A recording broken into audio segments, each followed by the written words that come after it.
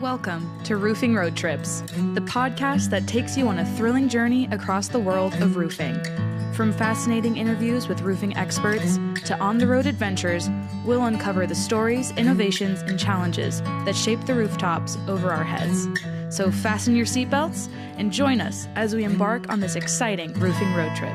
Welcome to Roofing Road Trips from Roofers Coffee Shop. My name is Heidi Ellsworth, and today we are talking about what everyone is talking about in roofing, and that is service programs, service and maintenance. And I tell you what, every contractor wants to elevate their game when it comes to service and maintenance. So we got the experts, Will Riley with Centerpoint Connect and Chad Westbrook with Service Alignment, to join us today to talk about this.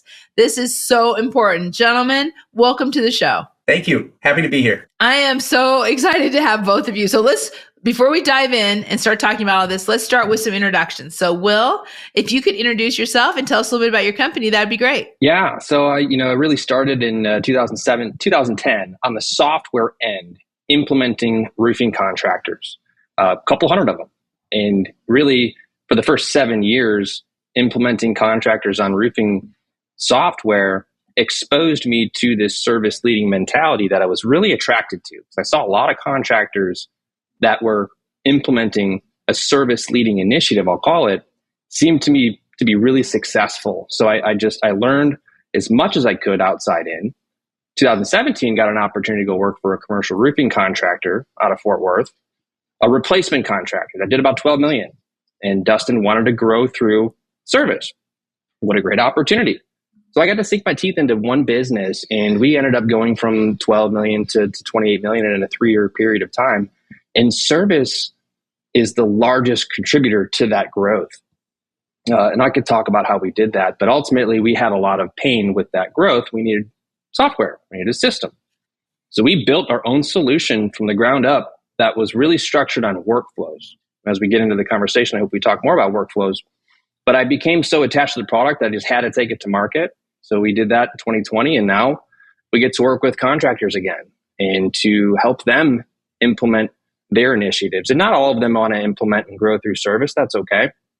But I'm extremely passionate about the ones that do. Yeah, it's such an important, and Will, what great experience on all sides of the, all sides of the roofing industry to be able to do that. Chad, if you could introduce yourself, that would be great. And tell us about your company. Absolutely. So my name is Chad Westbrook. I'm the founder of Service Alignment, which really focuses on building high-performing service divisions. Much like Will, I've been in the industry almost 20 years, and it's really been the number one thing that I've done. And started on a technology side, had the opportunity, I want to say maybe 2012, to step out into a regional service company to help implement technology into the business. And it's kind of naturally grown from there.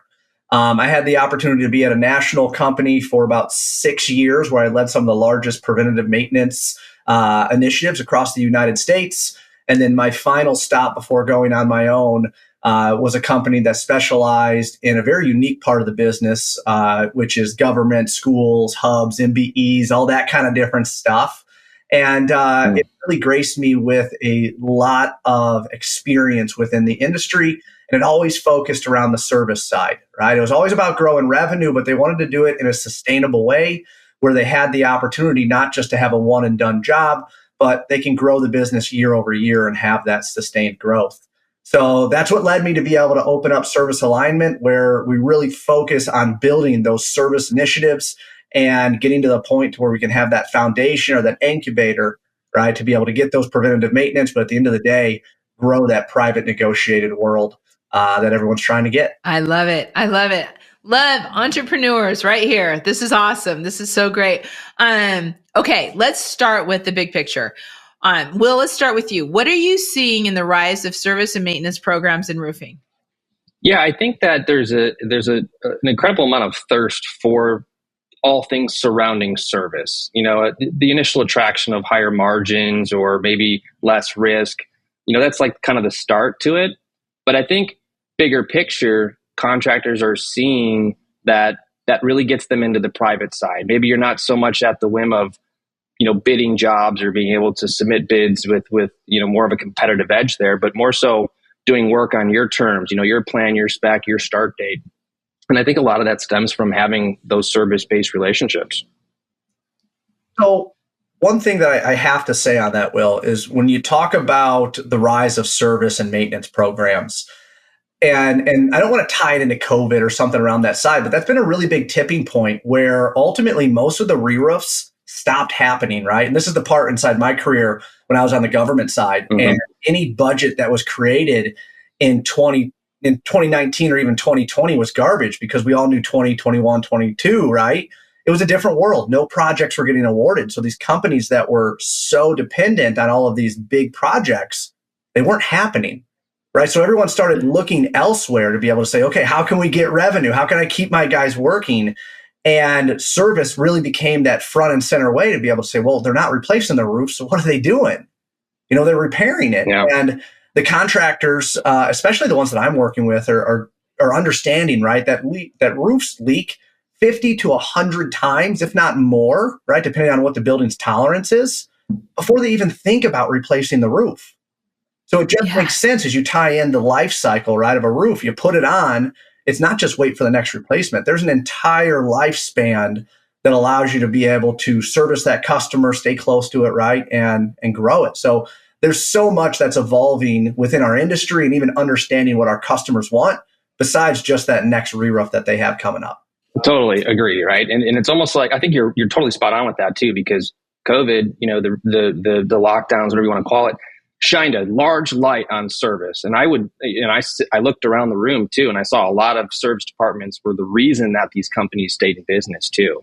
But if you look at it, all things that ever need to be repaired will forever need to be repaired. So it only really makes sense. What you guys are saying is just so good. I mean, I hadn't really thought about it in that COVID sense, that because I can go way back to the Great Recession.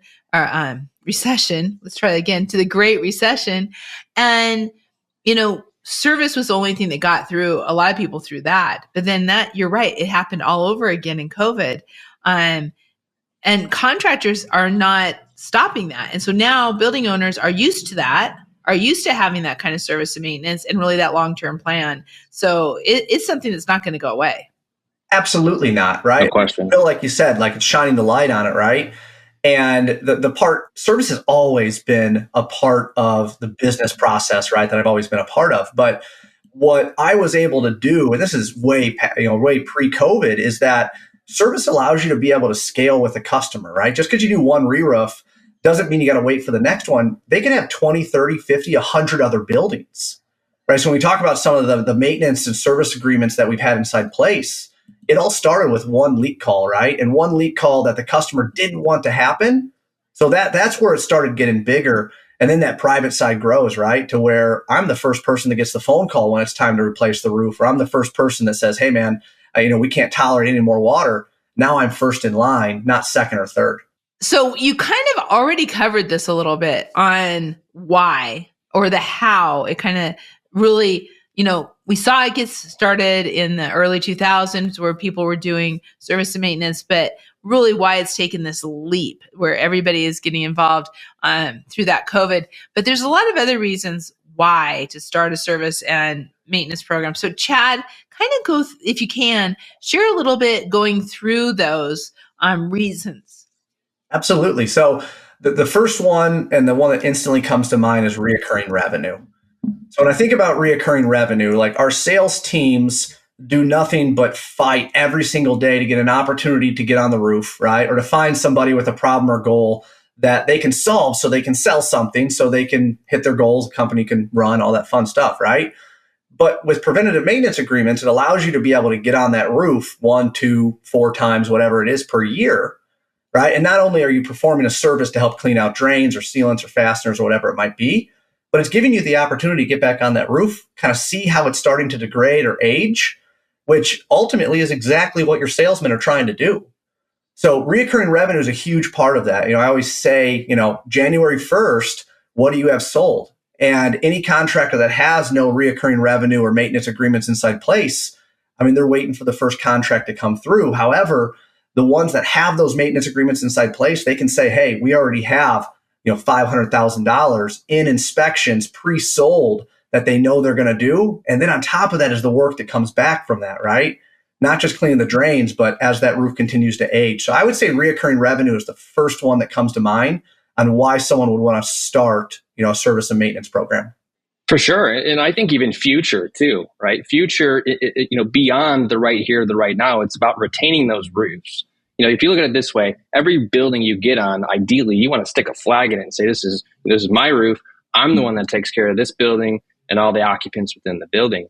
And the more roofs you can get on and put flags in, the more future sales will take place. And I always believe in doing the right thing for the customer. It's not like you're out there trying to sell things that the client doesn't really need. But if you gather data factually and you review it with the client, and when I say gather data factually, I mean like all of the facts, walking a roof, identifying all of what's an emergency type repair work, what's future repair work, and what's that cost to replace that asset, and bring that to the client. That good is a result from doing that. And I think if you do it over and over and over again, you're retaining the roofs, but you're also putting future sales on the board that aren't solidified just yet. Agreed. And flash that flag in when you put it in the roof. Just make sure you correctly flash extra respect. So what you were saying reminded me. So this was back 2012, 14, something like that, where you talked about the data side of it. So this was in central US, and we had inspected, forgot what it was. It was the biggest inspection initiative, right? And we inspected, it was like 150 buildings, average 2 sections per building. So we inspected 300 sections. And the whole reason that we did that was we wanted a very good re-roof or production forecast. So we got on top of 300 roofs. We put a projected replacement on 300 roofs. Now, yes, some of them were 15 years out, but guess what? That's right now. So what we did is we inspected these 300 roofs, and now all of a sudden we had 300 roofs that we knew were going to get replaced, right? The only question was when. And like that was one of the coolest things that we put together to be able to see what was the age of the roof, and then also when were these roofs going to be projected for replacement, because that just feeds back into like, again, how healthy the business is going to be in 1, 3, 5, 10 years. So that data is a huge part of it. Yeah. I mean, when I think about to that point, and well, I'd like to, but when I think about how many roofing contractors every year are having their building owners or negotiated work, asking them to give them budgets, asking them to talk about this certain roof. Whereas with service and maintenance, you may be able to get all of this in place. So Will, that seems to me that is just the best way to really maintain those relationships. I couldn't agree more, right? And so much of the industry, or maybe what people are just used to doing is using their expertise, coming up with a quote and then delivering that quote. But if you look a little bit broader in terms of kind of what Chad's talking about, those 150 inspections, that was about collecting and retaining data that helps your clients, but also helps you, creating those win-win-win type scenarios. So instead of just firing off that one quote based on that roofer's experience, which probably and mostly would be the right thing to do, but shining light on the rest of the facts, I think, is really the biggest piece that contributes to it. Yeah. And working hand in hand. And that's what a good service program enables for all of the work that's coming through. But having watched this for many years, I know it's not always easy to bring in new software, to bring in a new culture of service, to even start a service and maintenance program. So, Will, let's kind of dive into what are the cultural and process changes that need to be made for roofing contractors to be successful with a service and maintenance program? Good question, right? And ultimately, that's what I experienced when I joined the roofing company in 2017. We had a couple of service trucks, but really it was to chase warranty work. We did $12 million. And what I think most encounter is their organization, especially a re-roof or bidding-based roofing organization. Their entire structure exists based on making those re-roof sales, meaning the estimators, the sales reps, their comp plan is based around selling new roofs. So what you got to do is open up the reasons why we should even get into service, and then have the team embrace that why. If they don't understand why they should collect all these other repair and identify all the repairs and put pricing to all the repairs and life expectancy and budgets for replacement. If they don't understand the why, then they're just not going to do it. And I think it poses a lot of challenges for especially these companies that have been in business for so long, because that's a big culture shock. And if you think about it this way, you've got potentially service guys on and off roofs, you got sales reps, estimators, project managers on and off roofs. And in a perfect world, they're all contributing to the overarching mission, which is that why. So I think that's kind of the biggest piece, is getting that understanding and having every employee believe in it. Yeah. There's a massive part. So you're talking about like getting everybody in to understand the why. And the first thing that always came to my head is photos. And that's what I always run into technicians, right? They're like, I don't understand. I took photos. Why are they not right? And then you get even further into this, right? And then on the sales side of why do we want to implement service? And it's because everybody doesn't need a new roof. Just because they call in and they have a roof leak, right? Doesn't mean that you have to go out there and quote a new roof, let alone the cost of that roof. I mean, it's insane to think that someone would spend $250,000, half, one, whatever the dollar amount is. That's insane to see that there's a problem big enough that someone's going to spend $250,000 to fix it. But it's happening every day, right? So like the integrity part is a huge part of that. Not everybody needs a new roof, right? What can we do with the money they have? And a lot of times not putting that new roof on gets you a longer, more trusting customer client relationship than you would even replacing that roof. Yeah. I was going to follow up with that. Contractors, does not everyone not need a new roof, but contractors kind of like, I loved what you said earlier, like put a flag in it, right? So really owning that roof, Chad, I mean, that's really what it's about, right? It is. And what Will said when he was talking about the why, one thing that I wanted to talk about, which was insanely and still is insanely successful for me, is something called act as if. And I say this to every single employee, right? When you run into a situation, act as if it was yours. Act as if. Yeah. If this was your building, would you get off?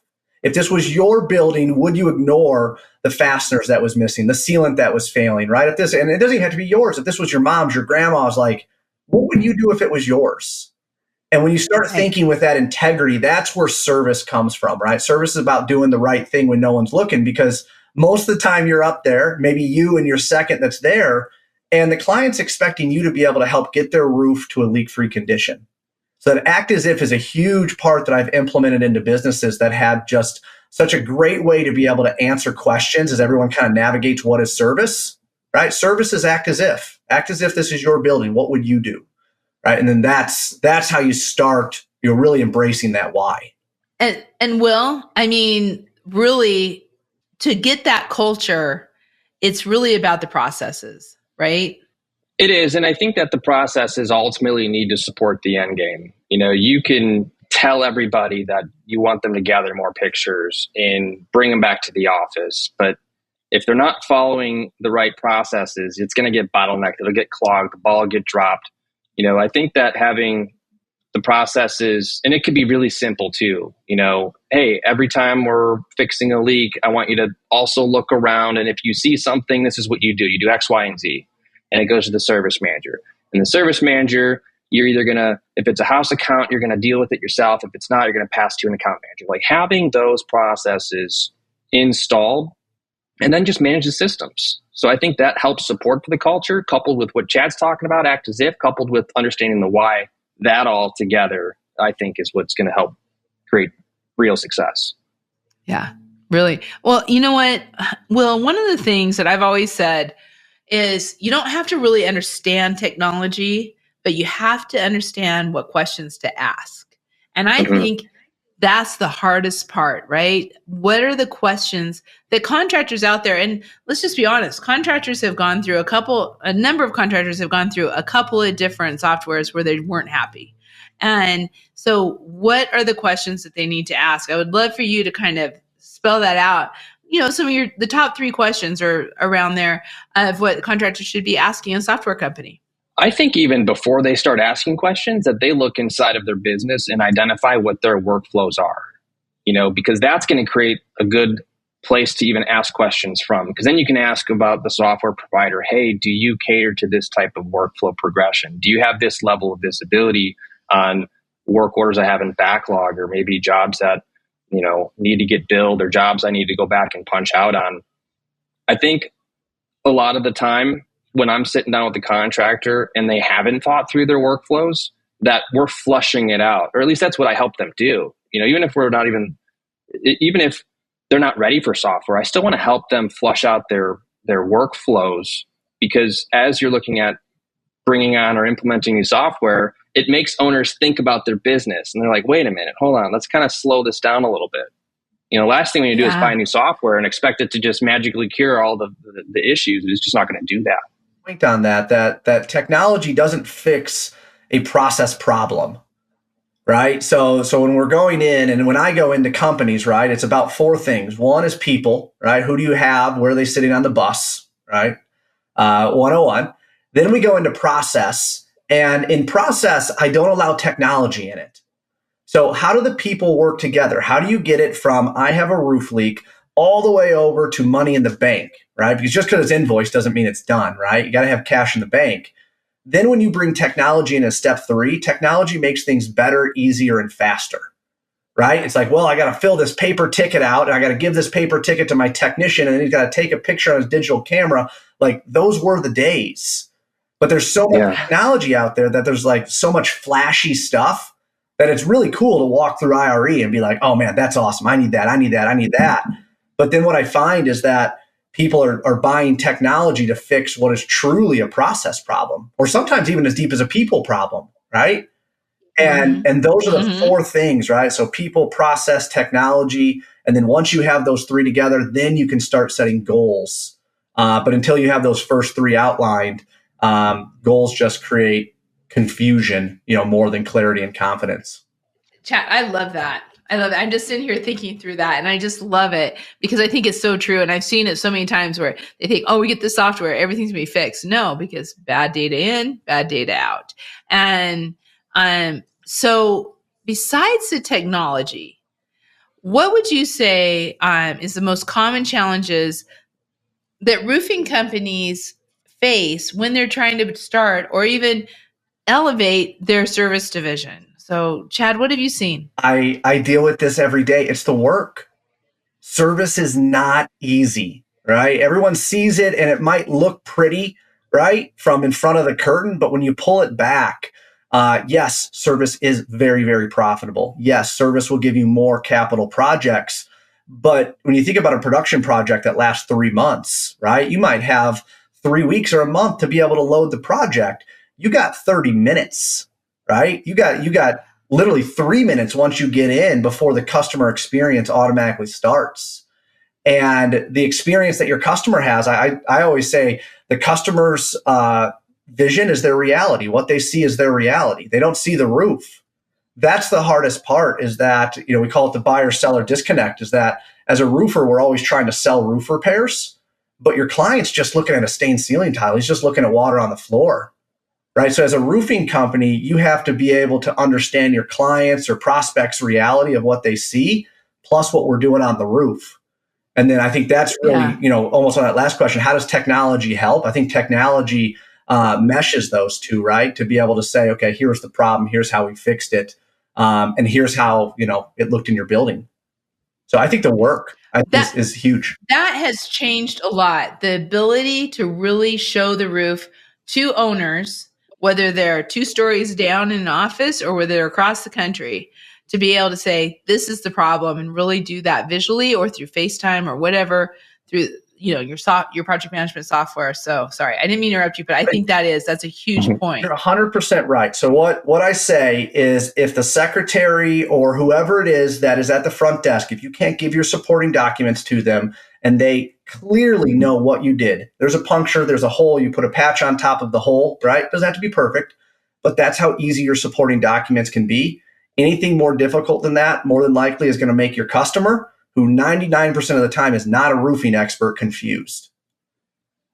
It's got to be simple, right? And sometimes that makes it harder for us as contractors. It is harder for us. Yes, we do have to take 4 specific photos. Yes, they have to be very, unique on how we put them and how, Yes, there's a big difference between a puncture and a slit. There's a massive difference, right? Yes, there's a massive difference between a puncture in the field and a puncture 3 foot away from an HVAC unit. Massive difference. Oh, yeah. Those are all things that we deal with in the field that the customer might not understand. But when it comes to what I'll say the top 1% of contractors can come back and say, hey, this puncture was caused by your HVAC technician. I know that because of X, right? Or whatever it is. Yeah. And that's when service really starts becoming, right, the driver of your company. So, Will, when you look at that, and I'm going to go back, I'm going to kind of go back around to what we talked about earlier, because I think we need to hit this just one more time about common challenges. But let's talk about current culture of a business before they get a service, and how challenging is that? I think it's extremely challenging. I know it is, especially for a contractor that does not have a true service division, and I'm separating that out from, chasing warranty work, because if we install roofs, we have to be able to back up our warranties. But from an idea that is in an owner's head that says, I want to bolt on a service division, you can't just copy and paste what you already have. It's a completely different animal. You don't bid the work the same way.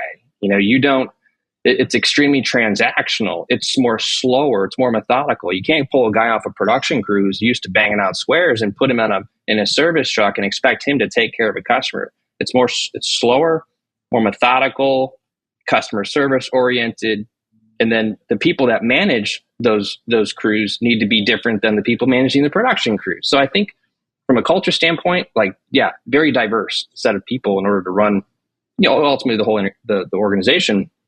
But it's not a copy paste, all the way down to how you bid a re-roof isn't the same way you bid a repair job. I mean, it can be, but if you really want to scale that effort, you need to adopt unit pricing. You need to be able to onboard more account managers that can identify deficiencies and price them quicker and get approval quicker, and that's how you're able to turn the volume up.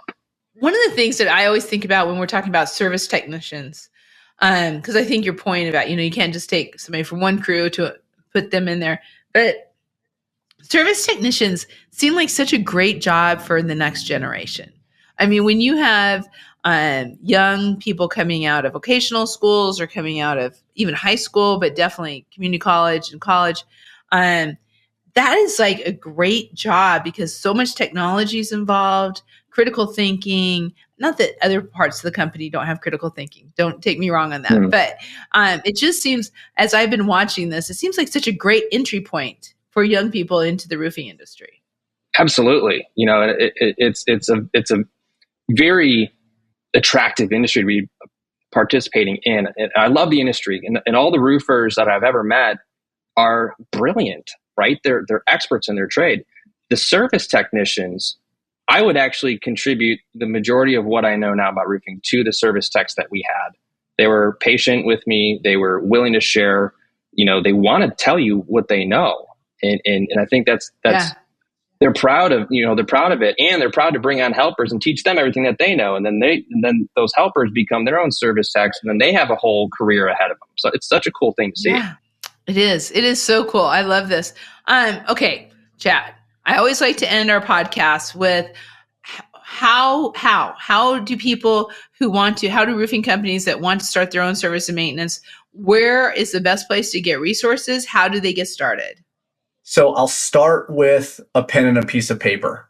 And I know no one's going to enjoy that, but after all, this company, right, if you're a leader, a manager, whatever it is, you got to start with the vision. You got to understand where you're going. Otherwise, you're going to constantly break it and have to rebuild it, or you're going to change course in the middle of it. And at no point do your employees love changing course in the middle of what they thought they were doing. So there's a massive difference, right? I've had 500 plus preventative maintenance agreements that were executed across the entire U.S. You might say, wow, that's awesome. But I can tell you, it's not fun getting up to Oregon from Chicago or getting to Maine or wherever it is, right? When you don't have locations out there. You got one truck that's driving across the U.S., or you have to have a resource network to be able to do it. And I'm explaining all of this stuff to you because it has to be your vision. right? If you are what I would consider a territory titan within a certain metro, that's awesome. Most of the time, you can build 500 service agreements. There's 500 buildings that I'm sure you guys are on right in your territory. And if that's your vision, it's beautiful. The other thing I'll say is that you have to understand why. So Will talked a lot about why. This goes to your customer. Why would your customer want a maintenance program?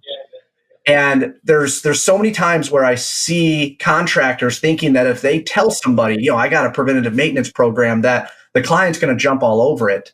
But in reality, your customer's paying you for something and getting nothing because they don't have a leak. They don't have a problem.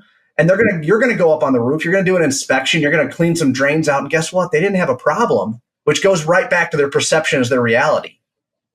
And the one thing I was going to share, which was, again, this is a little while back, but it was a self-storage company where I had sold, I think, about 350 service agreements. And I'll spare you all the details to it. But the reason they bought is because they had a manager at the location climb a step ladder to try to clean out gutters, fell off the step ladder, broke her leg. It's a publicly traded company, sued as publicly traded company. Obviously, think of what that did. And they put a mandate that no one can climb a step ladder over 2 steps throughout the entire company, which had 300 and something locations. I tell you guys that because it had nothing to do with roofing. It had to do with a manager, right? So it's like you have to understand the why behind so much, right? Your customer's not just going to buy a preventative maintenance program because you think it's great. What is it that they're going to get out of it?